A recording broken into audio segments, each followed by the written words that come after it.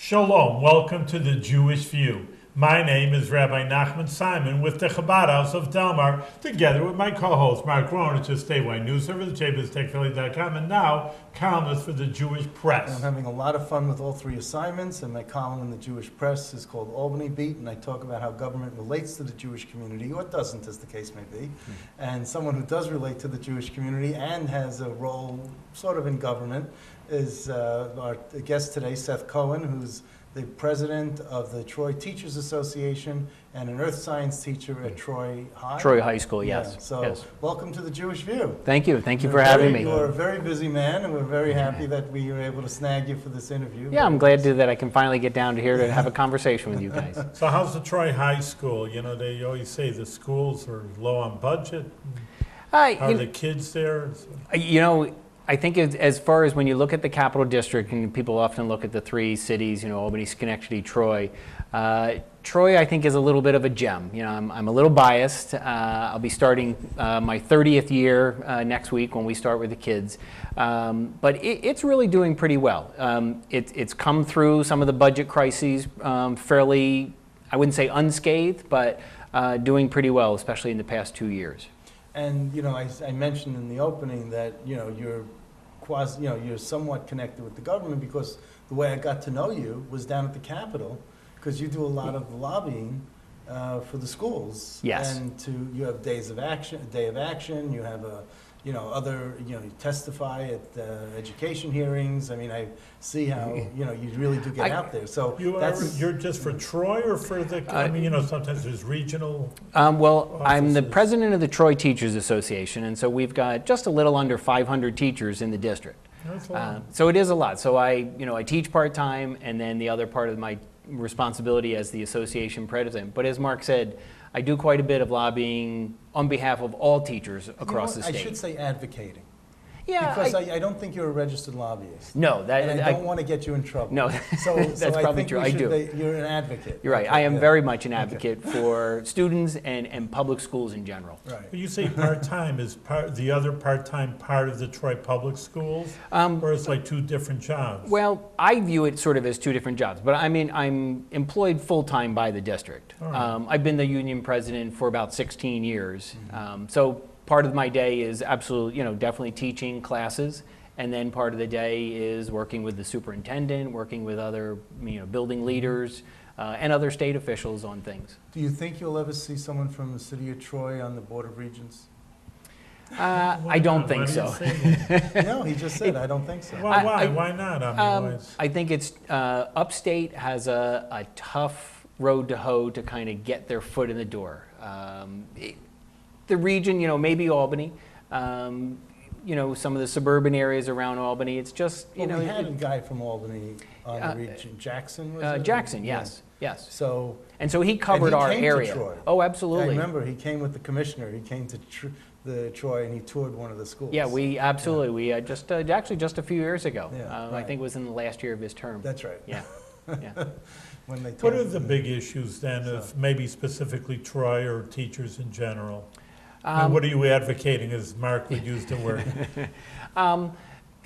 Advocating, I think right now, one of the biggest things is to move away from the kind of education reformers who have always wanted to judge schools based on how well the students were doing on a particular test.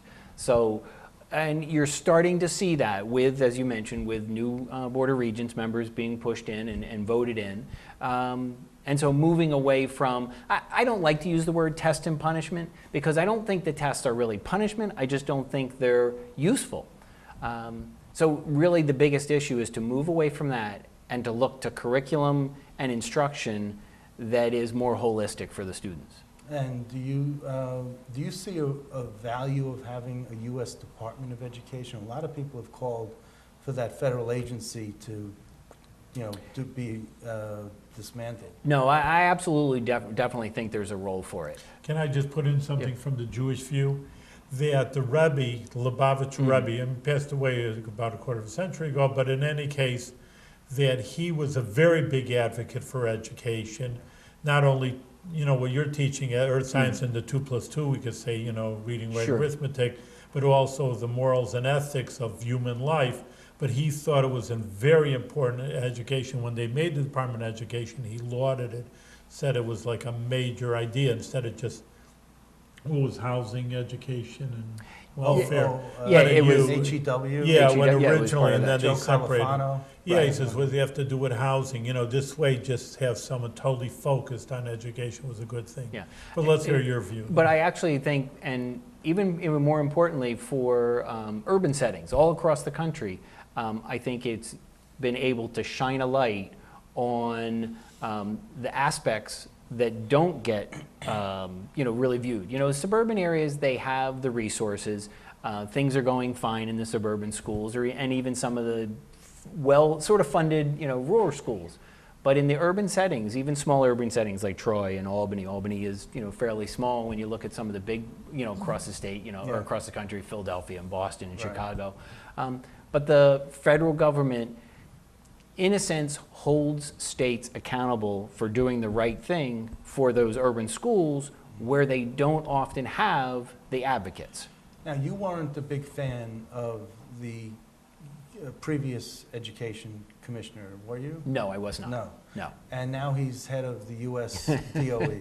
Is he any better on the federal level? Did he fail upward, as we say? Or I don't know how he got up there, but absolutely, I would say he failed upwards. his name. The good thing, John King. Thank you. The best thing probably was that he just came in the last year of President Obama's term, and I don't think whoever becomes president would reappoint him. There wasn't. I think he was sort of a placeholder. No, he very much was of that mode of we need to test and put sanctions on schools, students that weren't doing well. I always held it was just totally unfair, actually, because I remember, they were just saying New York City schools weren't doing well. So I have a friend, Lubavitcher, a religious Jewish guy, but he taught in regular public school in 8th grade. He says, let me tell you something. I put it to him, hey, you're kind of, it wasn't nice, but you're kind of failing. So let me tell you the situation. He says, we have big kids from Central America. They come in at 4th grade. They leave for 2 years. They come back, and then they have to take the test. They weren't educated down there in these third world countries. So they did 2 years without education, and then obviously they're not going to do well. No person would be doing well. And, your schools are lousy. He says, what does it have to do with, you're just, you're blaming the teachers in the school for, impossible situations. Right, it really is, and it's a community aspect that you really have to look at, and something like that, the students and family probably left because of economic needs, and then they come back, and in this country, we educate everybody. Everybody who comes to that schoolhouse door gets to come in. How do you personally feel about, now I wouldn't ask you this, Sunby, in your role as the union leader, but how do you personally feel about the tuition tax credits? I'm not in favor of them. I think they're scarce dollars as it is for education. And so I think for any money to get shifted off to either private schools or religious schools that is in a sense earmarked for public education, I think the money should stay in that direction. Okay, so if it's separate, if it's money that's not coming out, well, it's a tax credit, so it's something that people are giving to a school, that people are giving to a school, and then at the end, when they fill out their taxes, they take a credit for that. So right, but it's money that wouldn't, from an individual, let's say, forget the corporations Right. and all that, but from an individual that they would give to a school that they wouldn't normally give if they didn't have this incentive to write it off. well, So it's not really coming out of the state pot. and eventually it does, because the credit that they get It comes out would of the have tax. would have come out of the taxes, which would have come out of the state pot. So I think it's kind of a little bit of a mixing aspect. But when we have such a huge budget, I mean, isn't that whatever tax credit would come out of the state tax pool, wouldn't that just be a drop in the bucket? It could No. be. I'm not sure. I don't think I've seen it where it really would do what people want it to do, because I think the aspect of what you're going to end up seeing is, the huge corporations and, Right. sort of in a sense, I don't know if money laundering or funneling money into Right. that direction to be able to get the credit. Right. I think there are other methods, there's other ways, absolutely, getting funds in that For direction. private schools, you think that there's? Well, I think if my feeling on public education, I think if you're gonna have a separation, if you have a private school, and people want to send their children to the private school, then they need to fund that. Now, the other argument is that if all these children in the private schools were in public schools, you'd have a big problem in the public schools, housing everyone and having a chair for everyone and having, and that would really wipe out the tax dollars from the public side. It may, but I think the way the foundation aid is set up in the state, that, if you have more students coming in, money comes with each of those students. It's very similar to the charter schools. Money is allocated depending on the number of students you have in a Yeah. particular district. And that's one of the aspects that I have advocated for, is to increase that foundation aid so that, depending on the number of students you have in a particular district, more money should come towards them. What are your feelings about the CFE, the fiscal equity? The fiscal, yeah. That's one of those, it's, Is it going to be paid? Was it paid? I mean, the for governor 2 says- years, I think Under maybe a year Patterson. under Patterson, actually last year of Spitzer, they began to make payments that the court said should be made. Right. Then we got into the fiscal crisis of 2008 and 9, and basically that money went away again. Right. It should be. It absolutely. A district like mine lost probably over 5 or 6 years something like $40 million based on that. That, and then the current governor's plan of they called it the Gap Elimination Yeah, Act. right. Here, we're going to give you the money, but oh, by the way, your share of paying the state budget comes back out. That finally went away this past year. Right. And you were pleased with that? abs- Did you cheer at finally at something? Finally, yes. Finally, the legislators, and I think the local legislators, they finally understood that this is silly. We're giving money to the district, on paper, and then it was coming back to the state coffers. Did you, I read somewhere where you had an issue with the number of teachers that are leaving in droves in the Troy schools? or- We did for, let's see. Why are they leaving? Partly, the district was actually laying people off because of funding. So for a period of, let's see, this is 2015, for a period of about 4 years from, I think if I get the dates right, roughly 2009 to 2013, we lost about 100 teachers wow. due to layoffs, and then also as teachers retired, they weren't hired back in. So, one of the biggest effects of that was the class sizes shot up dramatically. We went from This is elementary. a Troy budget, I mean, what, The Troy budget, and in a city like Troy, over 50% of the Troy district's budget comes from the state because of housing. In a city like ours, I think it's 52% is non-taxed. We have churches and hospitals, Religious, other nonprofits Right. are over 50% compared to the property. property tax. Yeah. Well, we had it worse in the city of Albany. Oh, you did. You were close to like 60%. We're over 60. Over 60%. We, at one point during Corning, we were like 80%. Yeah. Yeah. I mean, Yeah. it was just unbearable. Right. So you couple all of those things with the problem that the state was had, we were getting less money coming in, and so teachers were just leaving. Actually, I would say this year, we're just about back to where we were as far as teaching staff goes in 2010. Oh, wow. Yeah, we have hired back almost 80 positions, because at that time we were just under 400, Yeah. and now we're just a little under 500. Are you getting a better quality teacher?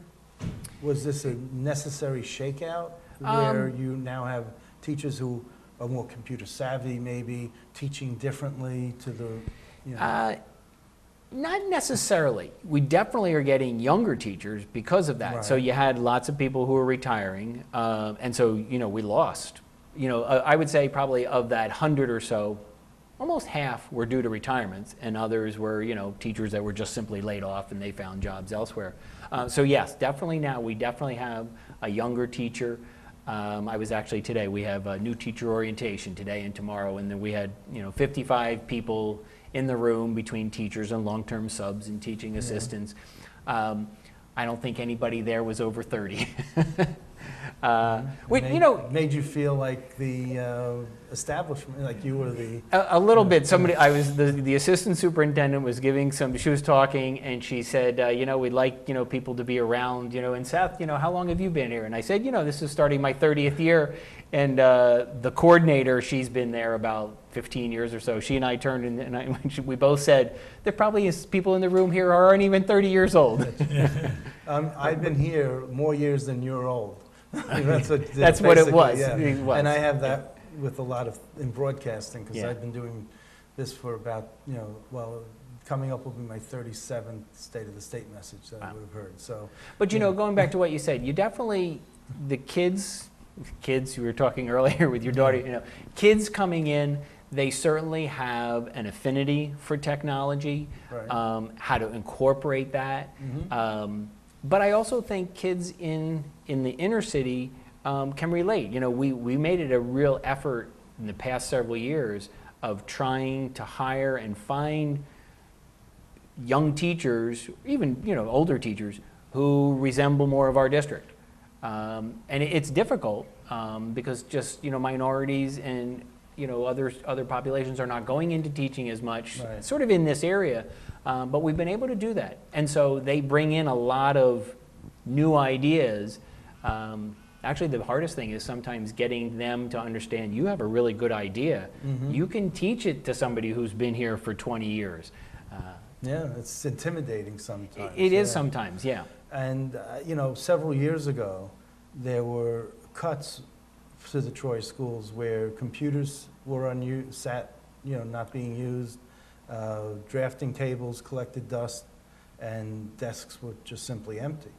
Yeah, Are you rebounded? You're back to... very much so. Okay, so there's no computers that we could really Did you get from you? No. Actually, the computers that that were there 4 or 5 years ago, the way computers are, they know. just go out of date. So Yeah. no, I would say our district actually 2 years ago, just as things were starting to turn around, actually maybe 3 years now, they floated a bond act, and I would say and it was geared solely towards technology. Uh-huh.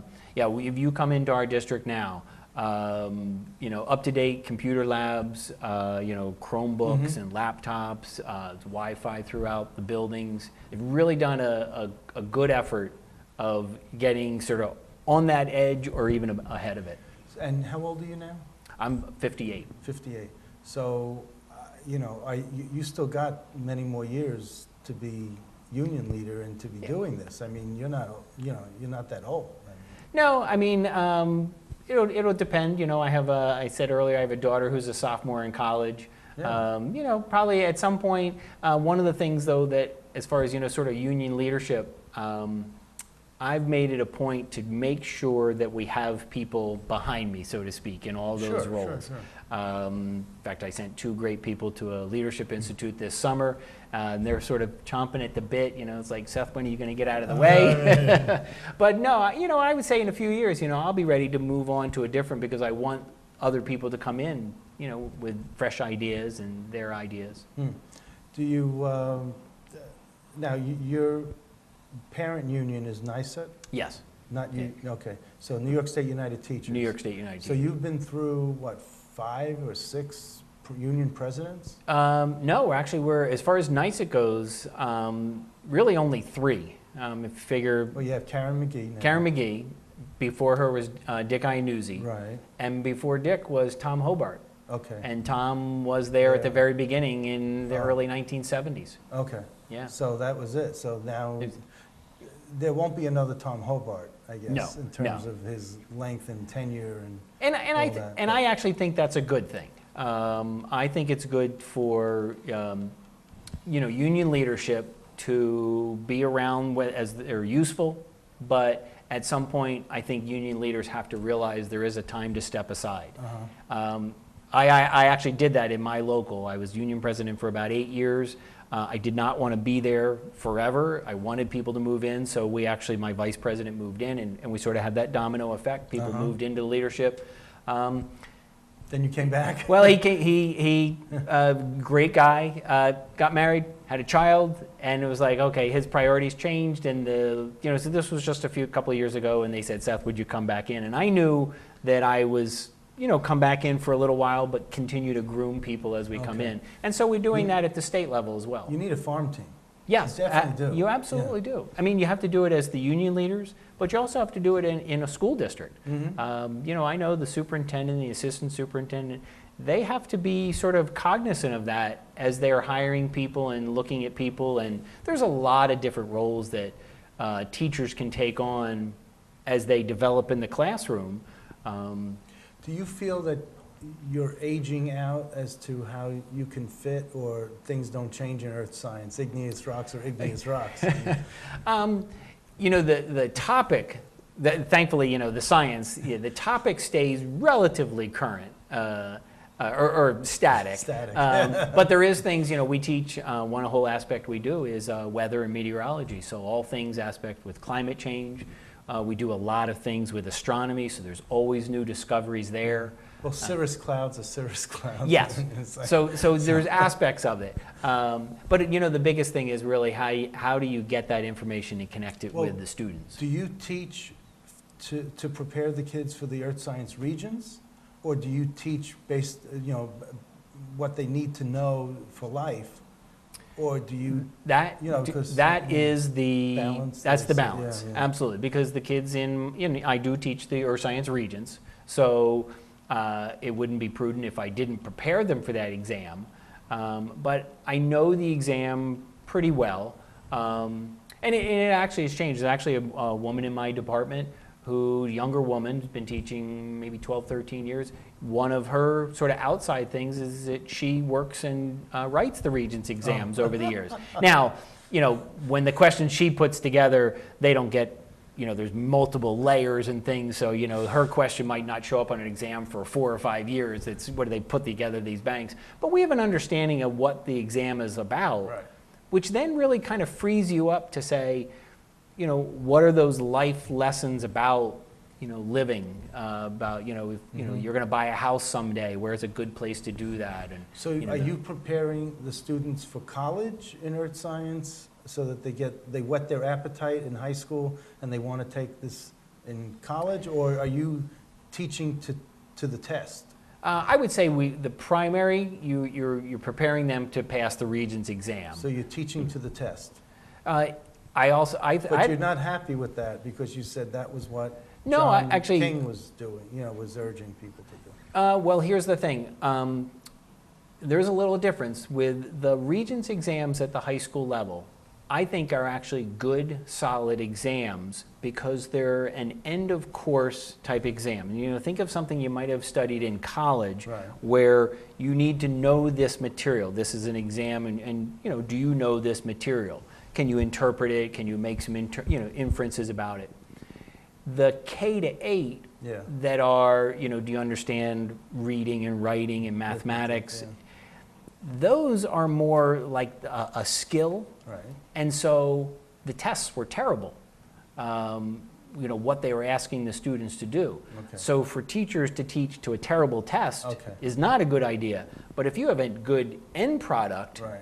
and you have a good understanding of what that I encompasses, see. then I think it's not a bad idea to Teach to the test. teach to what the Right. students should understand, yeah. I got you. Okay, so when it comes to earth science, what is the most interesting thing for you? What do you say, wow, now this is the day I'm getting to this this class, and I really like this, specific thing. and Going get back, energized, right? actually, I actually do like the rocks, minerals, Okay. earthquakes kind of thing. It's a fundamental part of what our Earth is about. To me, growing up, I spent a lot of time outdoors, and so, getting your hands in the dirt and that aspect. It's interesting. So you say you're keeping up with the times. I mean, and there's must be obviously like predicting earthquakes once you brought that up, and volcanoes. When are they going to erupt? You hear that on the news, but must be getting more and more sophisticated with all their scientific equipment. They really are. And one of the great things of being in Troy, RPI right across the street, we actually have some of the students come over who do simulations and they work on things over there. And not only the predicting of earthquakes, but how do you handle the aftermath of an earthquake? And the RPI students came up with some great scenarios to help our students understand the that. legislature learned how to handle the aftermath after Shelley and Scalos left. So it's got to be the political. That's right. Do you have your students go down to the State Museum and they have that big mineral and rock collection? And all that? We haven't in a number of years. One of the tough, Huge again, resource. it is. It really is. They actually run a great summer program for teachers, which is really nice. And then you can kind of go down and borrow things. It's almost funding-wise, trying to get a bus and get kids down there. Okay. Yeah. We do it quite a bit at the elementary level, much more so than the high school level. Oh, I see. Yeah. Okay. So what is it that you'd like the folks to know that we didn't know enough to ask you? That's a good question. It's putting the teacher to the test. That's right. One of the things I would say, almost going back to, I think you mentioned something earlier. I think public schools in this country do a fantastic job. Oh, that's interesting. There are pockets that are unbelievable. Really. Unbelievably bad. Actually, And unbelievably good, Right. and unbelievably bad. Right. And the biggest problem I always have when people talk about public education, legislators and politicians in particular, is they just say, public schools are terrible, American schools. That's not true. Schools are doing well. Schools need the support from the community to do even better. But to just say that schools are doing bad and we got to get rid of them, No. no. Well, that's You don't ridiculous. throw the baby out with But the the thing bathwater. is like that, there is one thing, we do have so many people in the Capital District on it. We have hundreds literally of shows. But they always say that the college professors, then they say, they need remedial Yeah. English and math. I mean, how do you go through grammar school and high school? I mean, I don't know what percentage, but I guess they're the creme because they're getting into college. Well, but I think that is also a little different. I would say probably the way, sort of the sophistication of kids and the world, I think your freshman and maybe even your sophomore year of college, it is often just an extension of high school. And when we were in high school, getting into college was a big thing. Mm-hmm. Now, really, not It's a everybody, necessity. but it's a necessity. So there's a little difference as to, the level of, not importance, but But the teachers, when they get essays, the college professors, when they get essays from these kids in the freshman year, they say, I don't know how they were allowed to graduate. They can't put sentence structure together. They can't put their thoughts together. They don't know where to put paragraphs. They look at these essays and they go, this is so difficult for me to grade. 'Cause every one of these should fail. And this was going on when I was there at University of Albany. It's going on now. It's just a habitual problem. And I ask, Gordon Ombach was my first state education commissioner that I covered. So I've been asking every commissioner since then about this. And it's just not a... I would say, right, I just heard it coming over, and I think it's even getting more difficult because students, young people with technology, now it is, tweeting in 146 characters and that's it. It makes it much more difficult. So let me ask you before, STEM is science, technology, engineering and math. Yep. Should it be STEAM and add the arts and the A in there? Absolutely, and in many places it is. We actually have a big display in our middle school, and that's what it actually says is STEAM. And we have something with, I've just blanked on the company out in East Greenbush who's been helping us out. And it absolutely is arts, because to me the arts is where you bring in the computer graphics and technology and things like this. That is arts related. Right. Now, also, I remember in my grade school days, we had a science fair. Do you have a science fair in the Troy school system? We don't do them district-wide, we do some by buildings, we do a little bit smaller scale. Because you talk about earthquakes or volcanoes, and I remember with the clay, we built Sure. a volcano out of clay, and we put in some Baking soda in, and it erupted. When you put in soda, or you put it Yeah, in you baking can mix soda the baking soda and vinegar. and vinegar, Yeah. and then it just kind of explodes. Yeah. So I have a great one that a student of mine built as a project about 10 years ago. It's like cast iron practically. It sits up on the shelf. Every year kids look at it, we bring it down, and we use it. And every year you add a little bit more Yeah. layers to it. Yeah, absolutely. I've had it for probably 15 years. Okay. Yeah. Well, that's good. That's one of my. As long as you're not remembrances. blowing up the school. though. No, definitely not. No, No. but you have fun with science. All so You really that's- do. yeah. All right, well, Yeah. thank you very much for being on the Jewish View. Continued And, success. My like I pleasure. say, it's important for the kids to have a good education, and that's really what you're Give 'em a trying to blessing. do. A blessing, continue educating children the proper way, but Elizabeth Lodge Rebbe says also bring in morals and ethics into their lives through, I don't know how you do it through earth science, but just, you're part of the earth, you're part of this creation, and everybody should participate in the proper way. So thank you Yeah. very much, continued success with Thank good you. health. That's Thank right. you. Absolutely. Thank you.